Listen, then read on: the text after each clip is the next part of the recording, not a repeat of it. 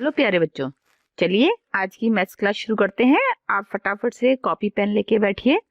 आज हम क्या कर रहे हैं, चैप्टर 6 में जो हमारा ट्रायंगल चैप्टर है उसके एक्सरसाइज 6.5 का हम क्वेश्चन नंबर 11 से 18 तक करेंगे। आप कॉपी पेन लेके बैठ गए हैं, आप मेरे साथ इन सवालों को लगाइएगा। तो सबसे पहले हम क्वेश्चन नंबर 11 लेते हैं। An aeroplane leaves an airport and flies due not at a speed of 1000 kilometre per our. At the same time another aeroplane leaves the same airport and flies due west at a speed of 1200 km per hour. How far apart will be the two planes after 1.5 hours? Hindi में पढ़ लेते हैं। एक हवाई जहाज एक हवाई अड्डे से उत्तर की ओर 1000 किलोमीटर प्रति घंटे की स्पीड से उड़ता है। इसी समय एक अन्य हवाई जहाज उसी हवाई अड्डे से पश्चिम की ओर 1200 किलोमीटर प्रति घंटे की चाल से उड़ता है। 1.5 घंटे के बाद दोनों हवाई जहाजों के बीच की दूरी कितनी होगी? तो हम ये देख लेते हैं। पहले हम डायग्राम बना लेते हैं। तो ये हमारा उत्तर और दक्षिण डायरेक्शन है, नॉर्थ वेस्ट, और ये हमारी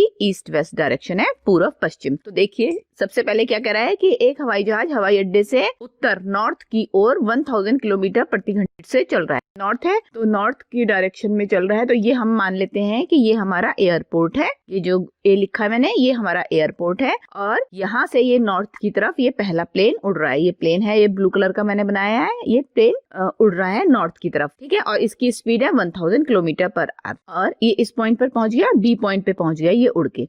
और इसी समय क्या है, एक अन्य हवाई जहाज उसी हवाई अड्डे से पश्चिम की ओर, ये देखिए ये हवाई अड्डा है, हवाई अड्डे से पश्चिम की ओर उड़ेगा। तो ये देखिए ये इस पॉइंट पर पहुंच गया है। इस पॉइंट को नाम हम दे देते हैं सी। तो यहाँ पर किस स्पीड से गया, ये 1200 किलोमीटर पर आवर की स्पीड से गया। अब वो क्या कह रहा है कि 1.5 घंटे बाद दोनों हवाई जहाजों के बीच की दूरी।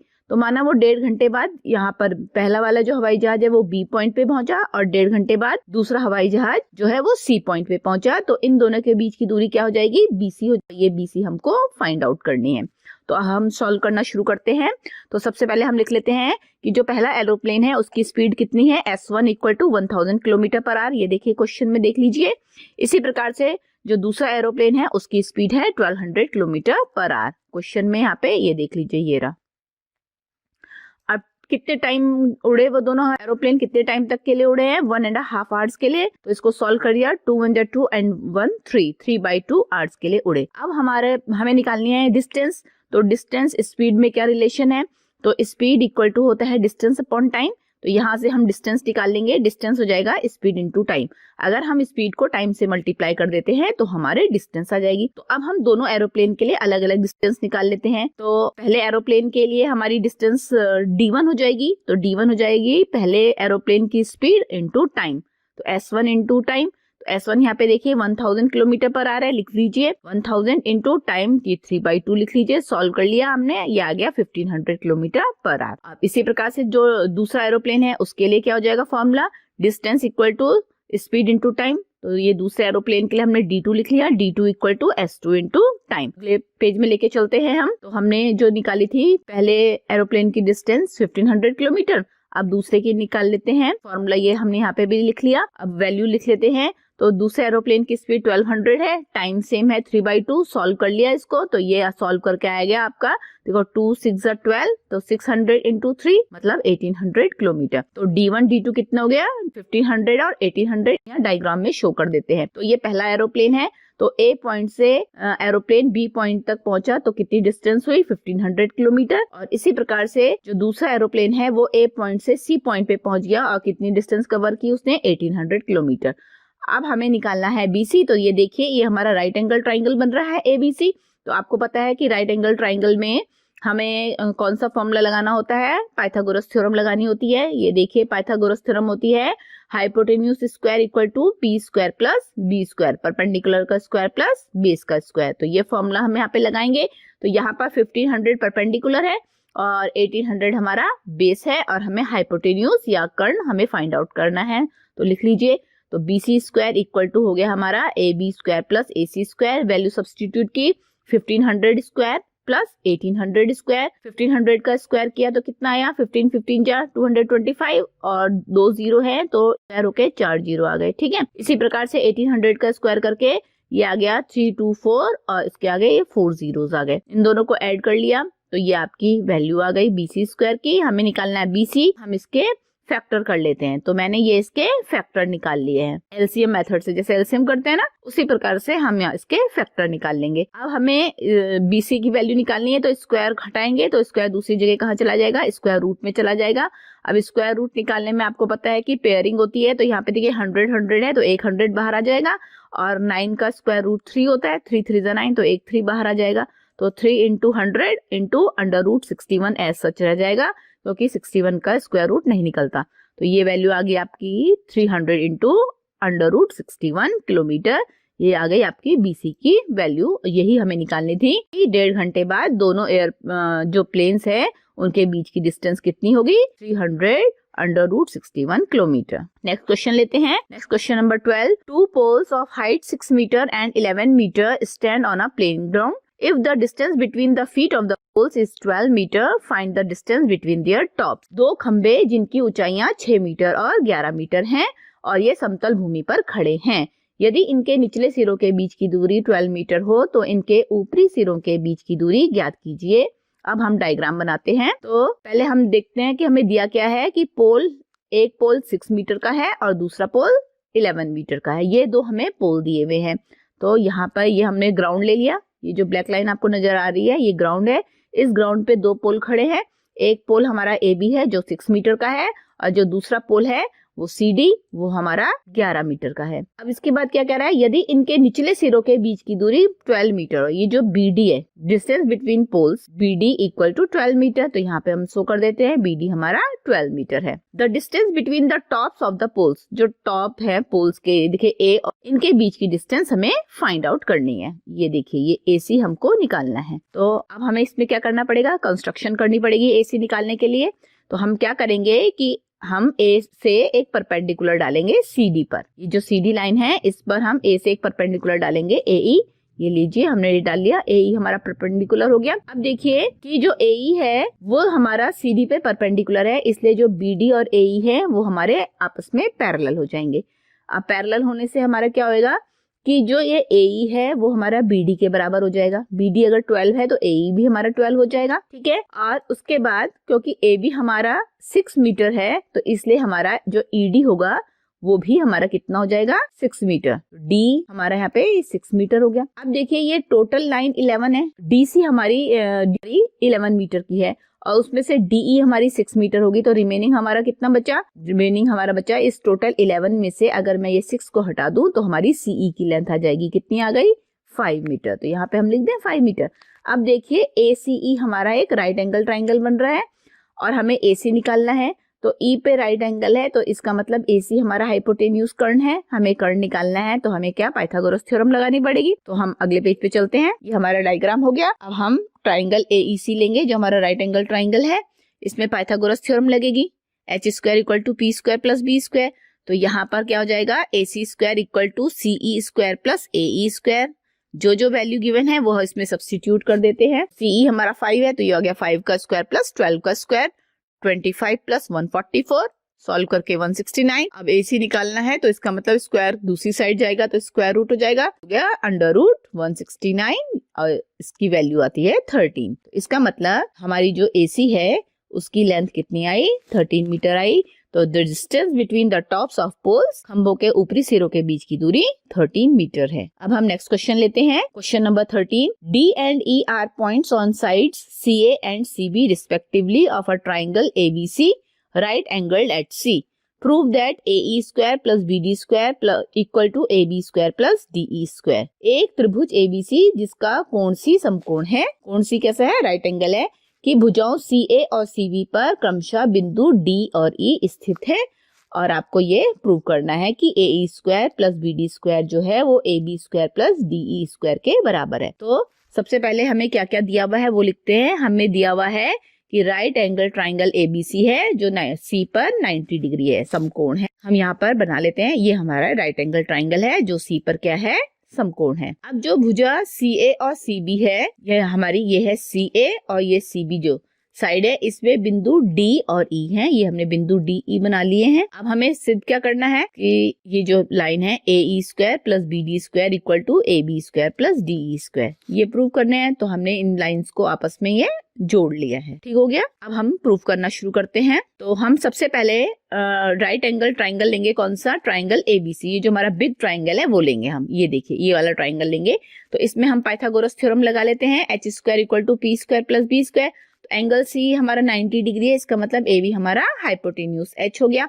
तो यहाँ पर हम फॉर्मूला लगा देते हैं। तो A B square equal to A C square plus B square, ये हमारी इक्वेशन नंबर 1 आ गई। अब हम लेते हैं दूसरा राइट एंगल ट्राइंगल डीईसी। देखिए कहाँ पे बन रहा है डीईसी, ये वाला डीईसी, ये वाला ट्राइंगल। इसमें भी हम पाइथागोरस थ्योरम लगा लेते हैं। तो एंगल सी 90 डिग्री है, तो इसका मतलब जो डीई होगा ये हमारा हाइपोटेन्यूज हो गया।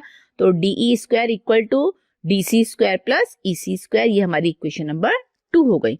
अब ऐसा करते हैं, इन दोनों इक्वेशंस को हम अगले पेज पे लेके चलते हैं। ये हमारी दोनों इक्वेशन आ गई और ये हमारा डायग्राम आ गया। अब हम इक्वेशन 1 और 2 को ऐड करते हैं। तो देखिए ये A B square D square add हो जाएगा equal to A C square plus D C square plus A C square plus B C square plus D C square plus E C square. Next triangle लेते हैं अपना DBC. देखिए अब यहाँ पे DBC का है, डीबीसी ये वाला ट्राइंगल है। ये देखिए इस वाले ट्राइंगल पे भी हम पाइथागोरस थ्योरम लगाएंगे। पाइथागोरस थ्योरम के अनुसार क्या हो जाएगा, square equal to DC square plus BC square, ये हमारी नेक्स्ट इक्वेशन 4 हो जाएगी। अब हम नेक्स्ट ट्राइंगल लेंगे एईसी। अब देखिए एईसी कहाँ है, ये है एईसी, ये वाला। तो इसमें भी आप पाइथागोरस थ्योरम लगाइए एईसी में। तो A square equal to A C square plus E C square, ये हो गया हमारा इक्वेशन नंबर 5। अब हम इक्वेशन नंबर 3 में हम इसको इक्वेशन नंबर 4 और 5 को अप्लाई करेंगे।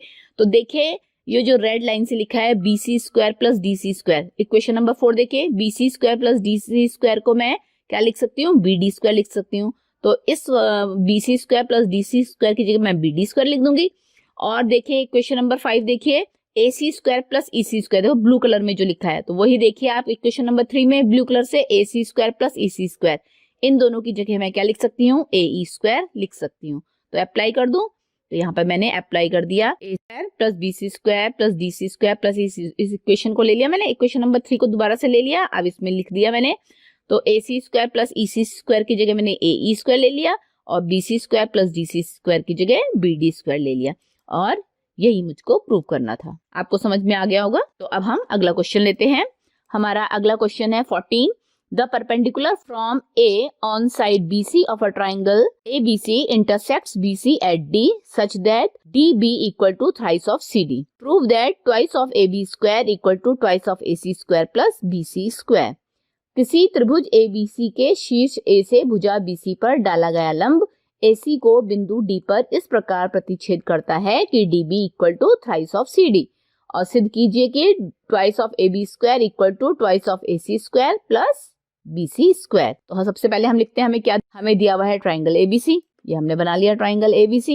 फिर हमें दे रखा है कि AD परपेंडिकुलर टू BC, ये हमने यहाँ पे कर लिया, ये AD पॉइंट है, ये हमने परपेंडिकुलर बना दिया, AD जो है वो BC पर परपेंडिकुलर है। और DB equal to thrice of CD, ये जो BD लाइन है ये CD लाइन के 3 टाइम है। अब हमको प्रूव क्या करना है, ये लाइन हमें प्रूव करनी है, यहाँ पे लिख लेते हैं twice of AB square equal to twice of AC square plus BC square. अब हमें प्रूव करना शुरू करते हैं। तो प्रूव करने के लिए हम सबसे पहले राइट एंगल ट्राइंगल ABD लेते हैं। ये है हमारा right angle triangle ABD, D पे 90 डिग्री है, इसका मतलब AB हमारा क्या होगा, हाइपोटेन्यूज होगा, कर्ण होगा। तो इसमें हमारा फॉर्मूला लग जाएगा AB square equal to AD square plus BD square. अब यहाँ पर जो BD है जो हमको गिवन है, ये देखिए यहाँ पे गिवन है, इसकी जगह हम CD लिख देंगे, थ्राइस ऑफ, यहाँ पे लिख देते हैं हम साइड में कि DB जो है, DB कह लो या BD कह लीजिए, इससे कंफ्यूज होने की जरूरत नहीं। BD और DB सेम थिंग, ये 3CD के बराबर है। तो BD की जगह मैंने 3CD लिख लिया,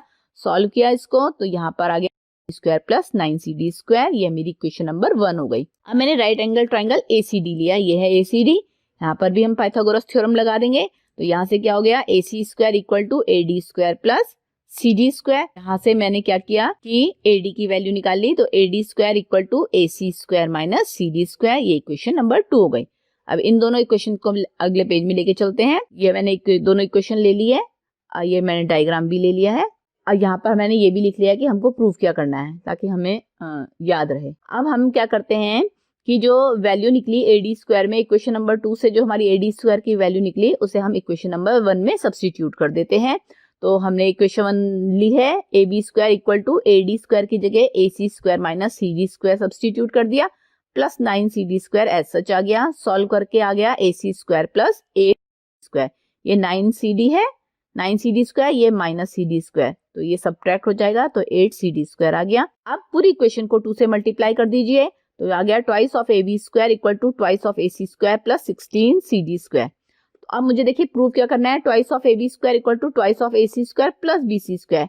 तो ये दो पार्ट तो मेरे आ गए हैं, twice of A B square भी आ गया है, twice of A C square भी आ गया है। अब मुझे बी सी स्क्वायर लाना है 16 सी डी स्क्वायर की जगह। तो देखते हैं हम कैसे करेंगे। अब हम क्या करते हैं कि C D 16 C D square को मैंने 4 सी डी लिख लिया है, 4 सी डी होल स्क्वायर। ये इक्वेशन नंबर 3 आ गई। अब देखिए आपको जो गिवन था D B equal to thrice of C D, ये हमें गिवन है, इसमें मैंने दोनों तरफ सी डी एड कर दिया, तो D B plus C D equal to thrice of C D plus C D, दोनों साइड में मैंने सी डी एड कर दिया।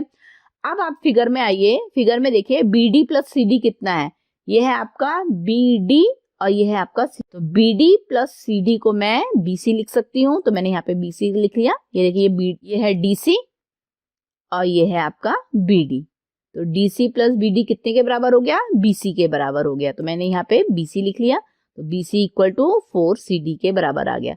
इट मीन्स हम इक्वेशन नंबर 3 में 4 सी डी की जगह बी सी लिख सकते हैं, तो लिख लीजिए। तो ये हो गया twice of A B square plus twice of A C square equal to 4 C D square, equation number 3 थी, यहाँ पे 4 सी डी की जगह मैंने लिख दिया बी सी, तो ये आ गया मेरा twice of A B square equal to twice of A C square plus B C square, और यही हमको प्रूव करना था।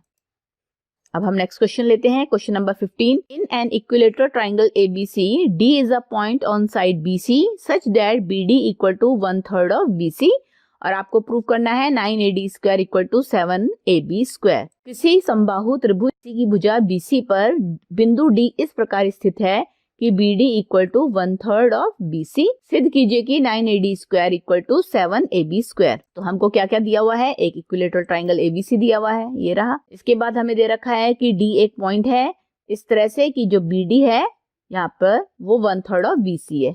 ये D पॉइंट ले लिया हमने और A से इसको हमने जोड़ दिया, तो ये जो BD लेंथ है वो BC पूरी टोटल लेंथ के 1/3 हो गया। अब आपको प्रूफ क्या करना है, ये लिख लीजिए 9AD square equal to 7AB square. Proof अब इसमें हम कंस्ट्रक्शन पार्ट करते हैं। कंस्ट्रक्शन में हम क्या करते हैं कि A से BC पर एक परपेंडिकुलर AE ड्रॉ करेंगे। ये हमने A और यहाँ पे ये E हो गया आपका परपेंडिकुलर। अब हम प्रूफ करना शुरू करते हैं। तो सबसे पहले हम इक्विलेटरल ट्राइंगल ABC लेंगे। ये जो हमारा इक्विलेटरल ट्राइंगल ABC है, इसमें AE वो BC पर परपेंडिकुलर है, इसलिए जो BE लेंथ होगी वो CE के बराबर होगी। BE जो लेंथ है वो CE के बराबर होगी, या हम कह सकते हैं BE और CE बराबर हैं और वो BC का हाफ है। तो हमने लिख लिया BE equal to CE equal to half of BC। और क्योंकि सारी साइड्स इक्वल है, समबाहु त्रिभुज है, इक्विलेटरल ट्राइंगल है, सारी साइड सेम है, तो हम BC को क्या लिख सकते हैं, AB के बराबर लिख सकते हैं। तो ये हो गया AB/2। ये हमारी इक्वेशन नंबर 1 आ गई। अब इस इक्वेशन को हम अगले पेज में लेके चलते हैं। यहाँ पे हमने लिख ली BE इक्वल टू AB/2 और ये हमने अपना डायग्राम ड्रॉ कर दिया यहाँ पर। अब हम लेते हैं राइट एंगल ट्राइंगल ABE। देखिए ABE कहाँ पर है, ये है ABE हमारा। इस ट्राइंगल में पाइथागोरस थ्योरम लगाएंगे हम, तो AB square equal to AE square plus BE square. अब BE की जगह हम इक्वेशन नंबर 1 को अप्लाई कर देंगे, तो BE हमारा 2 है, तो हमने AB/2 लिख लिया। अब इसको सॉल्व कर दीजिए, तो AB square equal to AE square plus AB square upon 4, ये 2 का स्क्वायर हो जाएगा, तो 2 का स्क्वायर 4 हो गया। अब AB स्क्वायर को आप लेफ्ट हैंड साइड लेके आ जाइए, तो लेफ्ट हैंड साइड ले आए।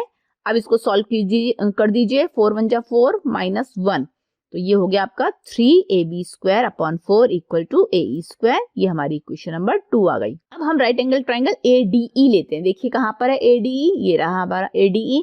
इसमें भी हम पाइथागोरस थ्योरम लगाते हैं, तो लगाएंगे AD square equal to AE square plus DE square. ये लाइन आ गई हमारी।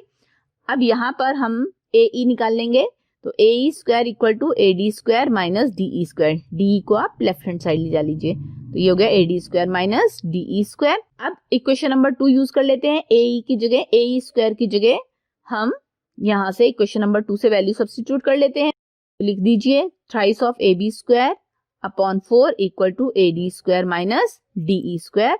ये आपकी इक्वेशन नंबर 3 हो गई। अब हमें ये पता है कि जो BD है वो BC का 1/3 है। BD की वैल्यू हमें मालूम है। यहाँ से मैं क्या लिख सकती हूँ, क्योंकि ये इक्विलेटरल ट्राइंगल है तो जो BC है वो AB के बराबर है, क्योंकि सारी साइड सेम है, तो मैं यहाँ पर BD की जगह 1/3 ऑफ AB लिख सकती हूँ। तो ये मेरी इक्वेशन नंबर 4 आ गई।